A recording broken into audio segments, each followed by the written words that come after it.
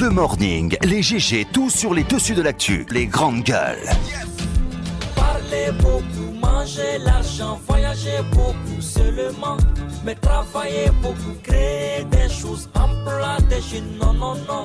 Les dirigeants africains, les dirigeants sont comme ça. Les grandes gueules. Mardi 13 novembre, merci de nous rejoindre dans cette émission Les GG. 4 possibilités pour interagir à nos débats. GG au 93 ou vous faites 657 39 13 13. Ça se passe aussi sur la toile www.espacefmguinée.info ou sur Twitter #EspaceGG. Et un peu plus tard, nous ferons le devoir de relayer vos messages dans cette émission qui vont défiler le soir à la télévision.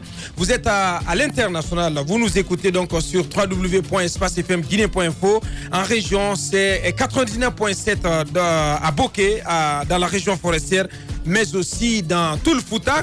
99 tout court à Kankanabaya. Merci de nous rejoindre à la une alors que le climat politique en Guinée reste tendu à cause d'un regain de tensions et de violences consécutivement aux difficultés et contestations entourant le processus d'installation des conseils communaux et de leur exécutif au plan social. Le mouvement de grève dans le secteur de l'éducation à l'appel du SLEG et qui paralyse par endroits l'école guinéenne depuis plus d'un mois préoccupe. Les deux crises auxquelles le pays fait face sont loin de connaître un dénouement. Quel regard d'ensemble porte-t-il sur ces situations de crise? Quelle approche des solutions? On pose ces questions à notre invité de parcours ce mardi, M. Abdourahmane Sano, président de la PQD, donc de la société civile. Il viendra nous rejoindre un peu plus tard dans cette émission. Maintien d'ordre, une organisation de la société civile guinéenne dénonce la présence effective d'éléments du BATA, bataillon autonome des troupes aéroportées. Hier, dans une unité mixte constituée de policiers et de gendarmes à Conakry, l'organisation relève que cette présence d'éléments des forces de défense le long des zones sensibles, notamment de l'Axe, constitue une violation flagrante, je cite, de la Constitution guinéenne.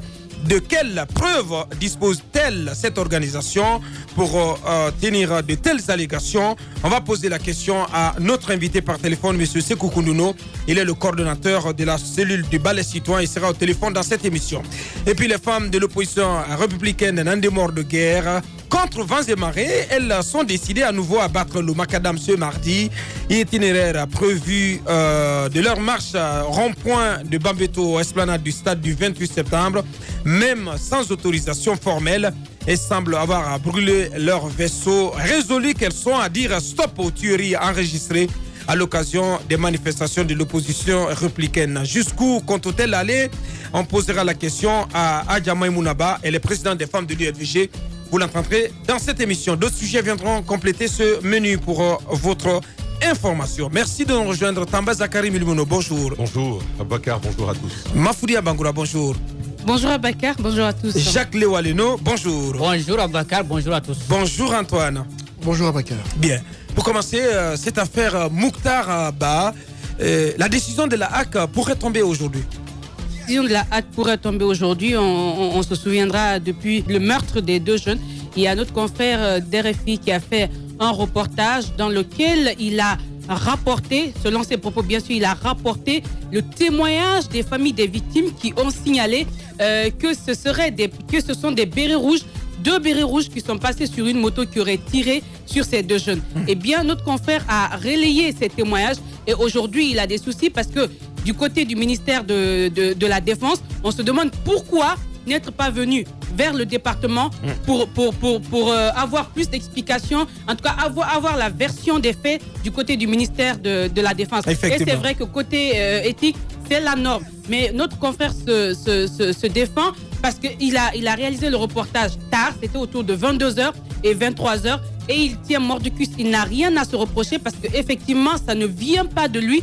Il a rapporté, il a mis en exergue le témoignage des parents des victimes qui ont dit qu'il s'agit des bérets rouges qui ont tiré.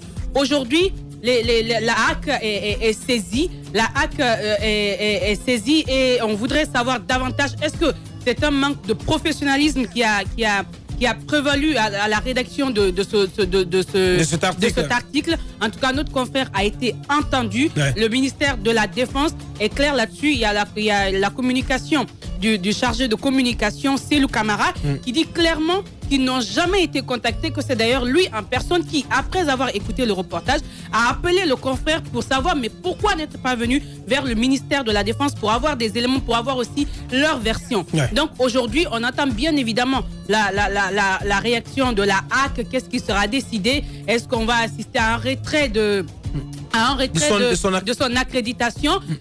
Au cours de la journée, on en saura davantage. Yeah. Mais toujours est-il qu'aujourd'hui, rien qu'avec cet élément, ce n'est pas le beau temps pour notre confrère. Bien. Allez-y, Tamba. Ça vous inspire quoi? Déjà, sur les faits, MAF en a touché un certain nombre d'éléments. Mokhtar Diallo, qui soutient Mordicus, il a appelé après, donc le lendemain, parce que c'était autour de 22h, 23h, d'après ses dires, qu'il a travaillé sur l'article.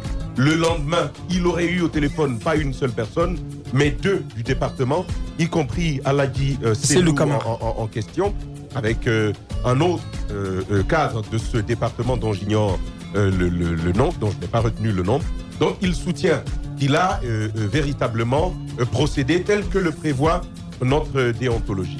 Maintenant, est-ce que cela est avéré, vu que de l'autre côté, il y a un autre son de cloche, Aladi Cellou qui soutient qu'il n'a jamais été joint au téléphone par notre confrère, le doyen Mokhtar Ba. C'est donc une autre paire de manches qu'il va falloir naturellement expliciter. Maintenant, moi j'ai deux observations.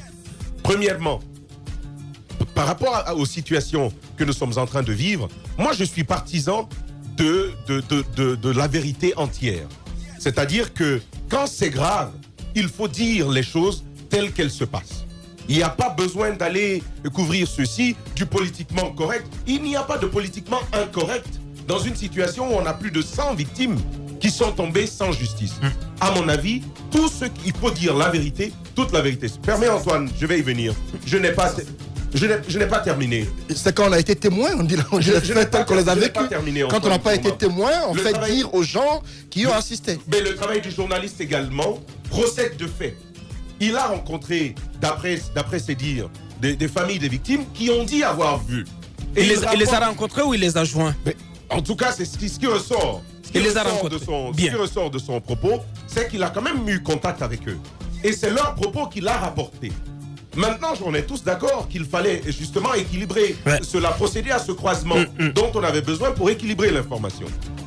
Alors, ce que je disais... C'est le reproche que la HAC fait à notre confrère, le fait, selon la HAC, de n'avoir pas équilibré son information. Voilà, ce que je disais tantôt et que Antoine Kourma m'a interrompu, c'est important de dire à tous ceux qui veulent que l'on dise d'une certaine manière la vérité en période de crise. C'est important de leur dire, si vous avez peur de la vérité, arrêtez de commettre n'importe quoi dans le pays. Ça, c'est très important. Les grandes gueules. Maintenant, et ça, c'est aussi l'autre aspect que l'on a pu observer.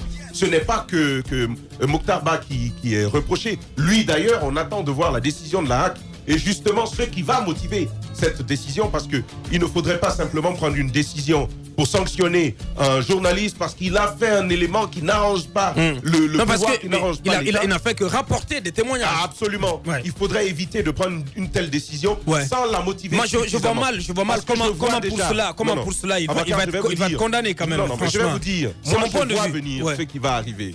Je vais vous dire, il n'y a pas que la HAC dans cette histoire. Ce serait pas justifié. Il n'y a pas que la HAC dans cette histoire. Le ministère de la Défense a eu ce communiqué. Il a réagi, il a même menacé de porter plainte. Ensuite, il aurait saisi la HAC, corrigez-moi si j'ai tort. Donc il y a cela. Mais il n'est pas exclu que Sékou Touré soit mêlé à cette histoire. Ce n'est pas exclu du tout. Et c'est pourquoi on va demander à Martine Condé et à tous les autres commissaires de procéder de manière assez professionnelle par rapport à ce dossier de Mokhtar Ba. Il faut prendre du recul par rapport à tout cela. Voilà, il ne faut pas le faire, il ne faut pas agir avec des arrière-pensées de manière à vouloir clouer notre confrère au pilori. Voilà, de la même manière qu'on l'a vu se lever contre le président de la République lorsqu'il a décidé de nous... Vous savez, lorsqu'il a menacé les journalistes de fermeture de médias si on donnait la parole à Aboubacar Souma. On attend cette même Martine Condé, ces mêmes commissaires de la HAC qui tableront sur cette question pour qu'il n'y ait aucune influence extérieure. Je veux terminer très rapidement pour dire à la confrérie, j'ai envie de dire, comme ça. Par rapport à cette crise que nous avons traversée, il y a certains qui se sont permis n'importe quoi. D'outrepasser les limites. D'où d'ailleurs cette interpellation de la HAC aujourd'hui qui va rencontrer les patrons de presse, les patrons des médias. Il y en a qui se sont permis n'importe quoi. Ça on peut le dire. Sur les radios, dans les médias en ligne. Dans les médias sociaux. Il y en a qui se sont permis n'importe quoi dans les médias sociaux également. Lorsqu'on a le privilège de tenir un micro et d'être entendu par plusieurs milliers de personnes instantanément, je pense qu'on ne peut pas se permettre n'importe quoi. Il faut savoir raison garder. Encore que dans une émission comme la nôtre, dans une chronique de ce genre, on a le droit d'avoir des avis. Mais lorsque vous faites un travail proprement journalistique, où vous rapportez des faits, je pense qu'il faut s'en tenir à cela. Absolument. Éviter de prendre parti ou même encourager certaines tendances, parce qu'on en a vu dans le pays, et surtout de journalistes respectables, et on n'en a pas besoin malheureusement pour le contester. Merci Jacques Tambaz Zakari Milima. Allez-y Antoine. Si Mokhtar dans son papier a mis dans la bouche des témoins ou encore des riverains de Ouanidara qui ont assisté à la scène, qui avaient des bérets rouges sur le terrain, je ne suis pas contre le fait que Mokhtar, compte tenu du temps qu'il avait pour produire son papier, qu'il le fasse en mettant la parole dans la bouche des témoins. À ce niveau, les grandes gueules. Là où il y a le hic, c'est le fait qu'à la défense, par l'entremise du porte-parole, Aladji Selou estime que Mokhtar ne l'a pas appelé. C'est lui plutôt, Aladji Selou, qui a appelé Mokhtar Ba pour lui demander pourquoi est-ce qu'il n'a pas tenté d'équilibrer l'information.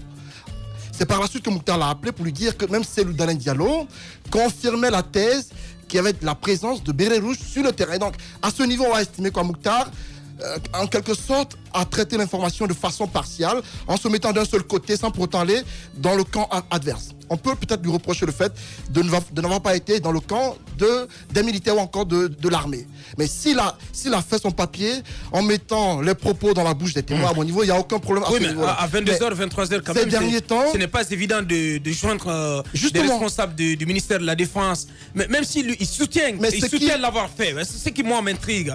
Il soutient l'avoir fait.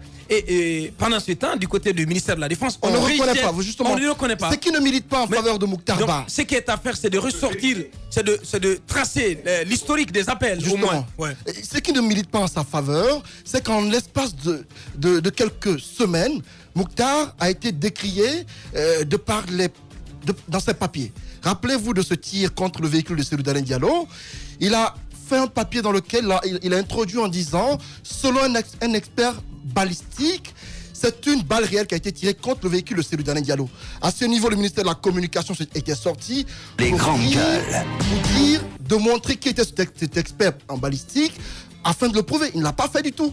Et moi, à ce niveau aussi, en l'espace de quelques temps, un journaliste aguerri comme Mokhtar fait des papiers de ce genre-là, on va estimer quelque part qu'il a une certaine façon parfois de prendre parti dans le débat. Ce n'est pas une première. Rappelez-vous du temps de Jean-Marie Doré, c'était la même chose. Si tout le temps un journaliste est décrié dans ses façons de faire, je me dis que souvent il est important qu'il revoie ses méthodes. Oui. Parce que ce n'est pas la première fois que Mokhtar est décrié dans sa pratique journalistique.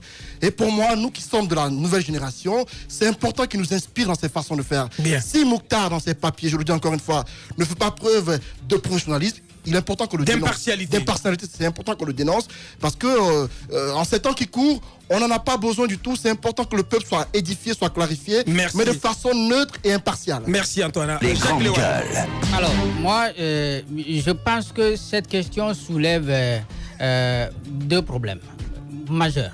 Il y a, par exemple, le côté déontologique, comme on le dit. Est-ce qu'il devrait se faire violence pour équilibrer l'information avant de diffuser, ou alors il pouvait diffuser et chercher, n'est-ce pas, la version du ministère de la Défense. Je pense qu'en temps de crise, on aimerait qu'il ait les deux versions pour les diffuser. Mais encore une fois, le fait d'avoir les deux versions en même temps n'allait pas enlever le fait que les témoins sur place avaient dit avoir vu les militaires sur le terrain. Effectivement. Donc, ça n'allait rien changer. De toutes les façons, le ministère de la Défense, en le faisant dans le même papier, ou dans un autre, avait la possibilité de démentir. Donc je pense qu'à ce niveau, déontologiquement parlant, il n'y a pas de problème en la matière. Il pouvait même rajouter, ça n'aurait rien changé, que pour le moment, on n'a pas pu joindre le ministère de la Défense et ça passait aussi. Maintenant, l'a-t-il fait ou pas dans son Il ne l'a papier? pas fait. En fait, je rejoins Jacques dans le sens où on ne peut pas présenter ça comme une chose très très grave du moment où, au niveau du ministère de la Défense, on peut revenir sur cette communication parce qu'il y a ce qu'on appelle droit de réponse. Notre article je suis entièrement d'accord. Mais admettons quand même que, comme vous l'avez dit, il aurait pu signaler à la fin de son papier qu'il avait tenté. Voilà. Parce que comme il soutient avoir tenté de joindre des responsables du ministère de la Défense, c'était important de sa part de relever, de mentionner cela dans son papier. Vous remarquerez qu'il y a pas mal de possibilités. Mais l'importance de cette précision, c'est de dire que les faits ne sont pas aussi graves que, par exemple, la première que vient de relever Antoine. Pour ce cas-ci, je pense qu'il y a pas mal de choses à faire. Aujourd'hui, on entend des rumeurs de retrait d'accréditation. Est-ce que ça vaut le coup quand on sait qu'il y a l'échelle de sanctions qui peut y avoir au niveau de la HAC? Donc, il ne faudrait pas, parce que, Jacques, s'il te plaît, je finis ça rapidement et je te laisse, je sais que c'est à toi. Oui, c'est pourquoi il faut faire très attention. Ouais. On est dans un contexte où ce serait bien pour le pouvoir... L'AC ne va pas avoir la main aussi lourde quand même. On verra bien. En tout cas, on est dans un contexte où le pouvoir voudrait bien avoir des médias qui parlent moins, qui ont peur de dire certaines choses. Et justement, quand on est journaliste, il faudrait pouvoir le dire. Tamba l'a dit tout à l'heure, c'est la vérité. Et puis, si c'est pas ça, ça ne vient pas de vous. Le journalisme nous permet justement de mettre dans la bouche des gens, comme le dit Antoine. Bien sûr, on est censé aller vers toutes les parties prenantes, mais c'est qu'au niveau de la HAC, il faudrait faire très attention. On est dans une situation où c'est très compliqué. Il ne faudrait pas que, par un geste, on puisse faire peur à toute la corporation, parce que ça peut partir de quelque part. Et moi non plus, je ne serais pas étonné que derrière tout ceci, que le pouvoir soit derrière. Mais encore une fois, au niveau de Mokhtar Diallo, Mokhtar Ba, il faudra faire davantage attention. Par exemple, l'exemple de Antoine, c'était assez flagrant. Il faut faire très attention. Merci. Il est aujourd'hui... Nous, on est à l'interne. C'est vrai qu'on est suivi à l'extérieur, mais lui, à travers RFI, mais c'est le monde entier qui suit. Donc, souvent, quand il donne des choses qui ne sont pas vraies, rien que pour lui, pas pour le pouvoir ou pour le pays, rien que pour lui, il faut que ça soit vérifié et c'est très important. Il le sait sciemment. Merci, Mafouda, allez-y. Je vais donc terminer. Donc, côté déontologique, on est bien d'accord qu'il n'y a pas de problème majeur. Mokhtar pouvait s'en sortir, évidemment. Maintenant, côté éthique, parce que dans les écoles, on nous dit qu'il faut présenter les trois choses. La loi, est-ce que ce que vous dites obéit à la loi en la matière, et est-ce que déontologiquement parlant, ça obéit? Maintenant, votre éthique, qu'est-ce que ça vous dit? Moi, à la place de Mokhtar Ba, j'aurais quand même la même difficulté, parce que j'allais me poser une seule question. Si on a des témoignages sur place qu'on a vu les bérets rouges sur le terrain, alors que le ministère de la Défense et tout le pouvoir soutient que les militaires ne sortent plus sur le terrain, est-ce qu'il faut cacher cette information? Parce que c'est cela qu'on veut nous amener à croire ici. Puisque le ministère de la Défense n'avait pas encore réagi, et il fallait juste faire le papier dans lequel on allait dire il y a des jeunes qui sont morts, on n'a pas encore l'identité des auteurs, des présumés auteurs, n'est-ce pas, de ce meurtre. Et puis on se limite là. Et si le ministère ne réagirait pas, on allait continuer à cacher cette information? Pas du tout. Je ne crois pas que ce soit la normale. Maintenant, il fallait quand même donner ce bout d'information, comme quoi il y a des témoins sur place qui ont dit qu'on a vu les bérets rouges sur le terrain. Il revient, parce que c'est notre rôle aussi de mettre, n'est-ce pas, les enquêteurs sur les pistes.